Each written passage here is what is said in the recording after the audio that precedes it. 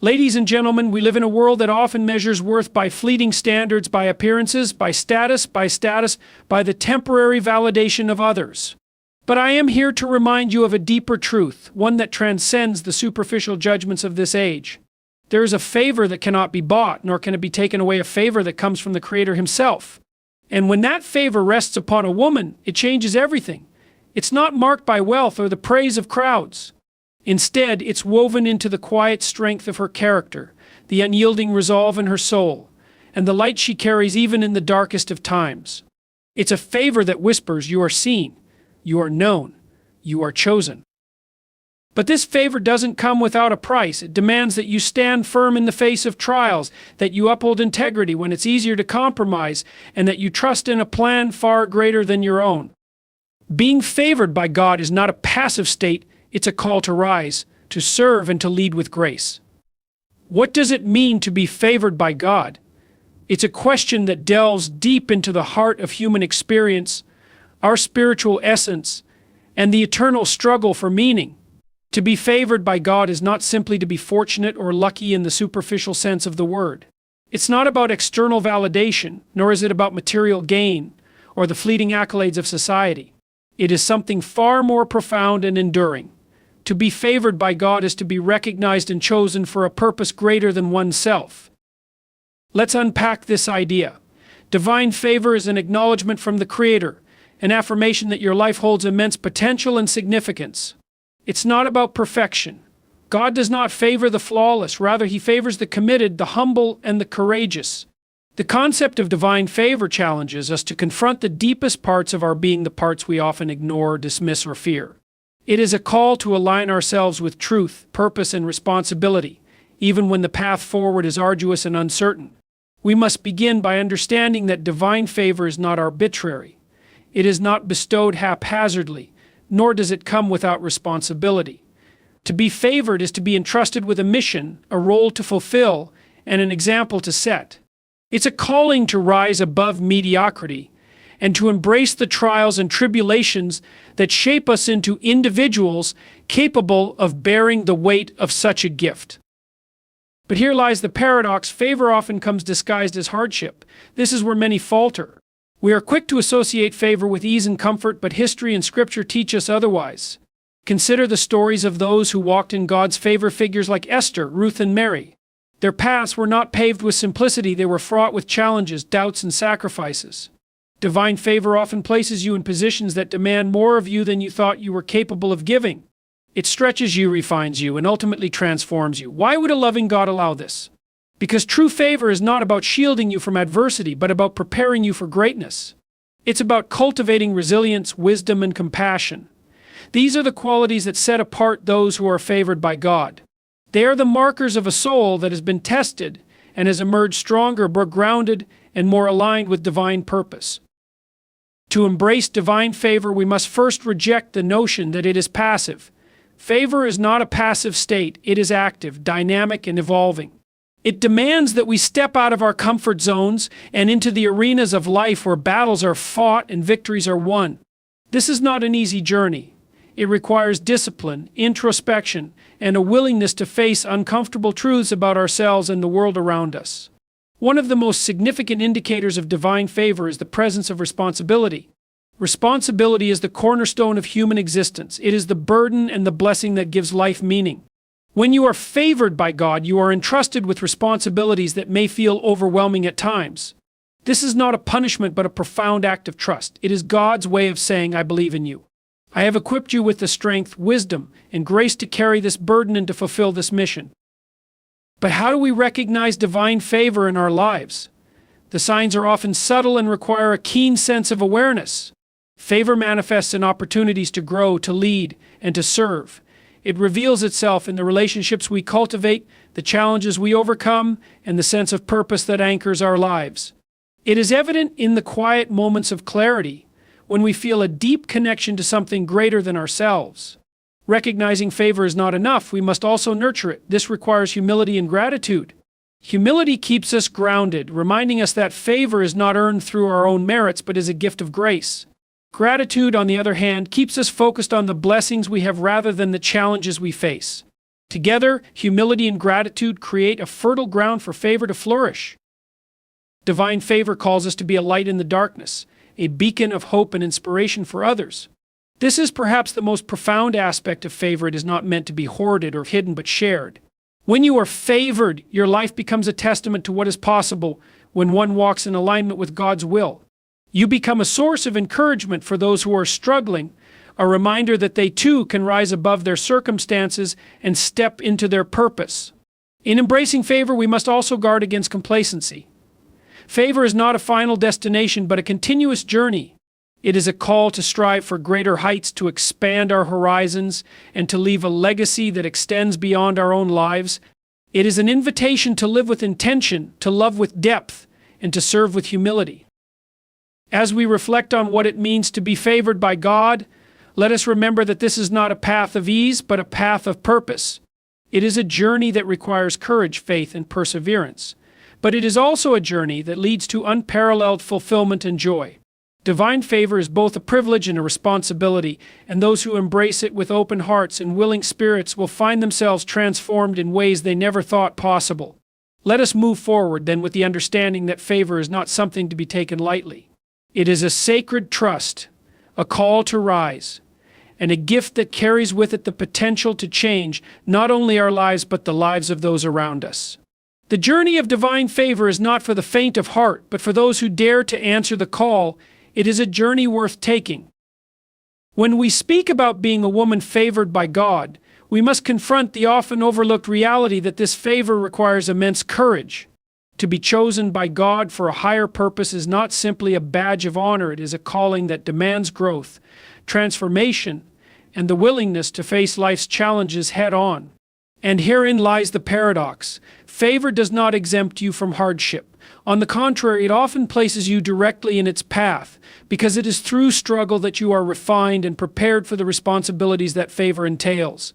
Growth is not a comfortable process. It demands that we confront the parts of ourselves that we would rather ignore, that we stretch beyond the limitations of our current selves, and that we step into the unknown with faith. Yet so often we resist growth. Why? Because growth feels like loss.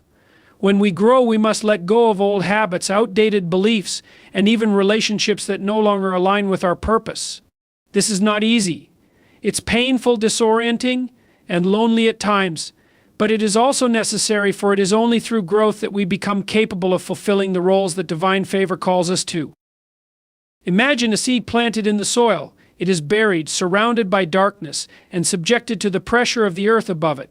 From the outside, it may seem as though nothing is happening, but within, there is a transformation taking place. The seed begins to break open, to push roots downward and shoots upward. It struggles against the weight of the soil, but it is precisely this struggle that allows it to grow into a tree capable of bearing fruit. This is the essence of growth. It is a process of breaking open, of pushing through, and of becoming more than you were before. As women favored by God, you are called to embrace this process. You are called to face the challenges that come your way not as obstacles but as opportunities for growth. This requires a mindset shift. Instead of asking, "Why is this happening to me?" ask, "What is this teaching me?" Instead of seeing hardship as punishment, see it as preparation. This shift in perspective is not easy, but it is transformative. It allows you to approach life with resilience, hope, and a sense of purpose. But growth is not just about overcoming challenges. It is also about cultivating the qualities that align you with God's favor. These qualities include humility, gratitude, and a commitment to truth. Let us begin with humility. To be favored by God is to acknowledge that your life is not just about you. It is about the impact you have on others, the legacy you leave behind, and the ways in which you contribute to the greater good. Humility keeps you grounded. It reminds you that favor is not earned but given, and that it comes with responsibilities that extend beyond yourself. Gratitude is equally important. When you approach life with a spirit of gratitude, you shift your focus from what you lack to what you have. This shift is powerful because it opens your eyes to the blessings that are already present in your life, no matter how small they may seem. Gratitude is a practice, a discipline. It requires you to pause, reflect, and give thanks even in the midst of hardship. And when you cultivate gratitude, you create a fertile ground for growth and favor to flourish. Growth requires a commitment to truth. This is perhaps the most challenging aspect because truth is not always comfortable. It often requires you to confront painful realities about yourself, your circumstances, and the world around you. But truth is also liberating. It frees you from the illusions and deceptions that hold you back. When you commit to living in alignment with truth, you open yourself to the guidance and wisdom of God. Growth, then, is not a passive process. It is active, intentional, and often uncomfortable. But it is also deeply rewarding. It allows you to step into your purpose, to fulfill the responsibilities that come with favor, and to live a life that is rich with meaning and significance. Yet, growth does not happen in isolation. It requires community. As you navigate the journey of growth, seek out relationships that support and challenge you. Surround yourself with people who inspire you, who hold you accountable, and who remind you of your potential when you are tempted to doubt it. And just as you seek support, offer it to others. Be a source of encouragement and strength for those around you. In doing so, you not only grow yourself, but also contribute to the growth of others. It is also important to remember that growth is not linear. There will be setbacks, detours, and moments when it feels as though you are standing still. This is normal. Growth is a journey, not a destination. It is a process of becoming, and it unfolds in its own time. Be patient with yourself. Trust that the challenges you face are shaping you into the person you are meant to be. As you embrace the journey of growth, keep your focus on the bigger picture. Remember that your life is part of a larger story, one that is woven together by the hand of God. Your growth is not just about you, it is about the role you play in this story, the lives you touch, and the legacy you leave behind. The courage to grow is what sets apart those who are truly favored by God. It is the willingness to face hardship, to embrace change, and to step into the unknown with faith. It is the determination to align yourself with truth, to cultivate humility and gratitude, and to live with purpose and intention. And it is the understanding that growth is not a burden, but a gift and opportunity to become all that you were created to be. Faith is a concept that often feels elusive, intangible, and perhaps even uncomfortable to discuss in the modern age. We are conditioned to value what we can measure, what we can see, and what we can logically dissect. Yet, faith stands outside this realm. It asks us to trust in the unseen, to believe in something greater than ourselves, and to act as though our lives have profound meaning even when evidence is not readily apparent. To be a woman favored by God is to live in the tension between the known and the unknown, with faith serving as the bridge that connects the two. What does it mean to have faith? At its core, faith is not a passive state of belief. It is an active engagement with life, a decision to trust in the goodness and order of creation even when circumstances suggest otherwise. Faith requires courage because it demands that we step forward into uncertainty, that we make decisions without guarantees, and that we persevere when the path ahead is unclear. Faith is not blind optimism, nor is it an escape from reality. It is a profound acknowledgement that there is more to life than meets the eye, and that the unseen forces of purpose, love, and grace are at work, even in the midst of chaos. Consider for a moment the metaphor of a seed. When you plant a seed, you cannot see the roots growing beneath the soil, nor can you predict with certainty when it will sprout or how tall it will grow. Yet you plant it anyway. You water it, tend to it, and protect it from harm because you have faith in its potential. This act of planting a seed is an act of faith. You trust in the unseen processes of nature to bring forth life. Similarly, faith in the unseen is what allows us to plant seeds of hope, effort, and love in our lives, even when we cannot predict the outcomes. But faith is not just about trusting in the unseen forces of the world. It is also about trusting in yourself, your capacity to grow, to learn, and to rise above your circumstances. This is particularly relevant for women seeking to align themselves with divine favor. To have faith in yourself is to believe that you are capable of stepping into the roles and responsibilities that favor entails, even when doubt whispers otherwise. It is to act with integrity, knowing that your actions are a reflection of your character and your alignment with higher principles. Yet faith in oneself is not an invitation to arrogance or self-reliance. On the contrary, it is an acknowledgement of our limitations and the need for guidance, community, and grace. Faith is not about having all the answers. It is about trusting in the process of discovery and growth. It is about being open to learning, to being wrong, and to changing course when necessary. Faith in oneself is the willingness to step forward, even when the path is uncertain, because you trust in your ability to adapt and in the support of forces greater than yourself. One of the greatest challenges to faith is fear. Fear tells us to retreat, to play it safe, and to avoid the risks that faith requires. Fear whispers that the unseen is unreliable, that we must control every outcome, and that vulnerability is weakness. But fear is a liar. It shrinks our world, limits our potential, and keeps us from stepping into the fullness of our calling. To live by faith is to confront fear head-on, to acknowledge its presence but refuse to let it dictate our actions. It is to choose trust over doubt, courage over comfort, and action over hesitation. This brings us to the relationship between faith and action. Faith is not merely a state of mind, it is a way of being. It manifests in the choices we make, the risks we take, and the persistence we show in the face of adversity. Faith without action is hollow, just as action without faith is aimless. The two must work together, each reinforcing the other. When you act in faith, you demonstrate your trust in the unseen, and when you see the results of your actions, your faith is strengthened in turn. Think about the story of individuals who have overcome great odds to achieve extraordinary things. Their journeys are marked by a combination of faith and action. They took steps forward when there was no guarantee of success. They faced obstacles with resilience and hope. They trusted in their vision and in the support of those around them. Their faith was not a passive belief, it was an active force that propelled them forward. As you reflect on the role of faith in your life, consider the areas where you are being called to trust in the unseen. Perhaps you are facing a decision that requires you to step into the unknown. Perhaps you are struggling with doubt or fear. Perhaps you are planting seeds of effort and wondering if they will ever bear fruit. Whatever your circumstances, know that faith is your ally. It is the bridge that connects where you are to where you are meant to be. Faith also calls us to trust in divine timing. We live in a world that values immediacy, where patience is often seen as a weakness. But faith reminds us that growth, healing, and transformation take time. Just as a seed cannot be rushed to sprout, the unfolding of our lives follows a rhythm that we must honor. To have faith in divine timing is to release the need for control and to trust that everything is happening as it should, even if it does not align with our own timelines. Faith is a source of hope.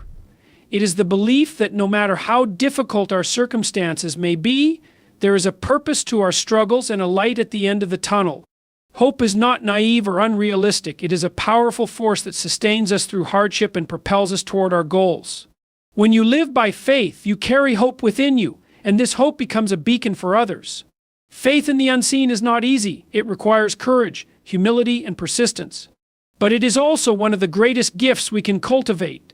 It allows us to move forward with confidence, to embrace the journey of growth, and to live with a sense of purpose and meaning. As women favored by God, you are called to live by faith not because it is easy, but because it is transformative. It is through faith that you step into your calling, fulfill your potential, and align yourself with the divine favor that shapes your life. When we talk about the essence of strength, particularly in the context of women favored by God, we often conjure images of outward resilience, boldness, and determination. And while these are crucial aspects of strength, they do not encapsulate its entirety. True strength, the kind that withstands the test of time and tribulation, is not merely an outward display, it is an inner resolve, deeply rooted in grace and humility. This is a strength that defies societal expectations, one that remains unshaken in the face of adversity because it draws from an inexhaustible wellspring of faith and purpose. Inner strength is not something that simply appears in a moment of crisis. It is cultivated like a garden through consistent care and attention to the principles that underpin it. To embrace this strength, you must first understand its foundations. Strength is not the absence of vulnerability. On the contrary, it is the capacity to face vulnerability with courage and integrity. It is the ability to acknowledge your limitations while refusing to let them define you. Strength does not mean being impervious to pain, it means finding meaning in growth in the midst of pain. This perspective on strength is particularly relevant for women who are navigating the challenges and responsibilities of divine favor. To be favored by God is not to be spared from hardship, it is to be entrusted with the ability to rise above it. God's favor is not a shield that protects you from life's difficulties, but a calling that equips you to face them with grace and purpose. Strength, then, becomes not only a necessity, but also a testament to your alignment with a higher purpose. But how do we cultivate this strength? It begins with self-awareness. You cannot be strong if you do not know yourself, your values, your weaknesses, and your potential. Self-awareness is not a comfortable process. It requires introspection, honesty, and a willingness to confront aspects of yourself that you might prefer to ignore. Yet it is only by understanding who you are that you can begin to build the foundation for true strength. Self-awareness also requires humility. It is the recognition that you are a work in progress, that perfection is not the goal, and that there is always room for growth. Humility is not self-deprecation. It is an acknowledgement of your dependence on God, on others, and on the broader forces at play in your life. It is the understanding that strength is not something you achieve on your own, but something that is cultivated in partnership with these forces. Another key aspect of strength is resilience. Resilience is the ability to recover from setbacks, to persevere in the face of obstacles, and to remain steadfast in your commitments. Resilience is not about denying the reality of pain or hardship. It is about finding the courage to move forward despite them. It is about refusing to let your circumstances dictate your character or your choices. Resilience is also closely tied to adaptability. Life is unpredictable, and strength lies in your ability to navigate change without losing sight of your values and purpose. This does not mean compromising who you are. It means finding creative and courageous ways to stay true to yourself in the face of shifting circumstances. It means understanding that while the world may change, the principles that guide you remain constant. Grace, too, plays a central role in embracing inner strength. Grace is often misunderstood as weakness or passivity, but nothing could be further from the truth. Grace is strength under control. It is the ability to respond to challenges with patience, compassion, and dignity. Grace is what allows you to rise above pettiness, to forgive when it is difficult, and to extend kindness even when it is undeserved. Grace is not the absence of justice, it is the fulfillment of it in its highest form. To live with grace is to recognize the humanity in others, even when they fail to recognize it in you. It is to see the bigger picture, to act with wisdom and discernment, and to prioritize love and understanding over anger and revenge. Grace is not easy. It requires immense strength and self-control. But it is also one of the most powerful tools you have for transforming not only your own life, but also the lives of those around you. As women favored by God, you are called to embody this combination of strength and grace. You are called to be resilient in the face of adversity, to act with integrity even when it is inconvenient, and to extend grace to others as a reflection of the grace you have received. This is not an easy calling, but it is a profoundly meaningful one. It is a calling that challenges you to rise above the ordinary, to live with purpose and conviction, and to leave a legacy of love and strength. Strength and grace are not mutually exclusive, they are complementary. Together they form the foundation of a life that is both powerful and compassionate, steadfast and forgiving, bold and humble. This is the kind of life that reflects divine favor, a life that inspires, uplifts, and transforms. As we continue this exploration, consider how you can cultivate these qualities in your own life. What are the areas where you need to build resilience? Where do you need to practice grace? How can you align your actions with the strength and purpose that come from divine favor?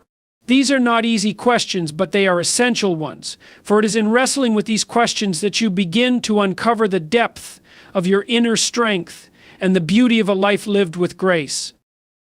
When we speak of faith, many instinctively associate it with religion, and indeed, faith often has spiritual dimensions. But faith is not solely confined to religious contexts. Faith is, at its core, an orientation toward life, a belief in the possibility of meaning, and the courage to act as though your existence matters, despite the inherent uncertainties of being. This is a vital aspect of being a person who is favored by God, or more broadly, a person who seeks to live a life aligned with truth and purpose. Faith is not naive optimism. It does not mean ignoring reality or pretending that suffering and evil do not exist. Rather, it means confronting those realities with a belief that there is something greater, a purpose, a higher order, a divine plan that can guide you through the darkness. Faith is the antidote to despair. It is what allows you to take the next step even when the path ahead is shrouded in uncertainty. Without faith, the trials of life can seem unbearable. With faith, those same trials become opportunities for growth and transformation. Purpose, on the other hand, is the direction that faith gives you. It is the answer to the question, why am I here? Purpose is not something you stumble upon accidentally. It is something you must actively seek and cultivate. It often arises from your deepest values and desires, those things that resonate with your soul and ignite your passion. To live without purpose is to drift aimlessly, to be buffeted by the winds of circumstance without any sense of agency or direction. But to live with purpose is to chart your own course, to navigate life's challenges with a sense of meaning and intention. When you combine faith and purpose, you create a foundation for a life that is resilient, fulfilling, and impactful. Faith provides the strength to endure, while purpose gives you a reason to endure. Together, they form the cornerstone of a life that reflects divine favor and fulfills your highest potential. Let us delve deeper into faith. Faith is not passive, it requires action.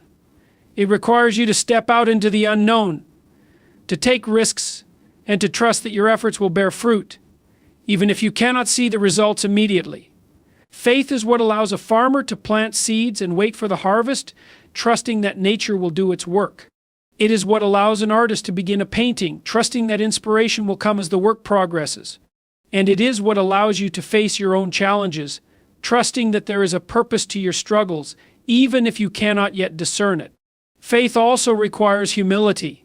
To have faith is to acknowledge that you do not have all the answers, that you are not in control of everything, and that there are forces greater than yourself at work in the world. This humility is not a weakness. It is a strength. It allows you to let go of the need for certainty and to embrace the mystery and wonder of life.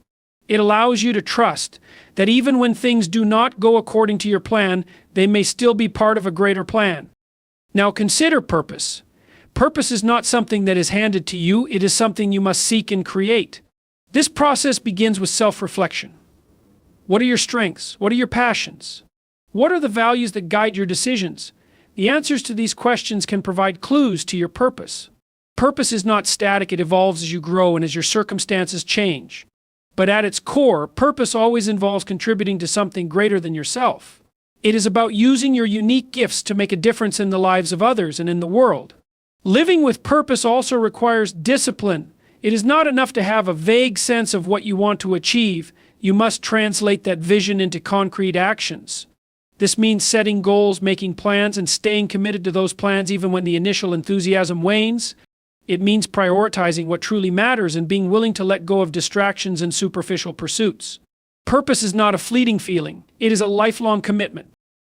Faith and purpose are deeply interconnected. Faith gives you the courage to pursue your purpose even when the path is difficult or uncertain. Purpose, in turn, reinforces your faith by providing evidence that your efforts are meaningful and that you are making a difference. Together, they create a positive feedback loop that strengthens your resilience and enhances your sense of fulfillment. As women favored by God, you are uniquely positioned to embody this combination of faith and purpose. Your faith allows you to trust in the divine plan, to see the challenges in your life as opportunities for growth, and to remain hopeful even in the face of adversity. Your purpose gives you a sense of direction and motivates you to use your gifts to serve others and to glorify God. This is not an easy path, but it is a profoundly rewarding one. It requires courage, discipline, and perseverance. It requires you to confront your fears and doubts, to overcome the temptation to settle for mediocrity, and to strive for excellence in all that you do. But as you walk this path, you will find that your life takes on a deeper meaning and a greater sense of fulfillment. You will find that you are not merely surviving but thriving, not merely existing but truly living.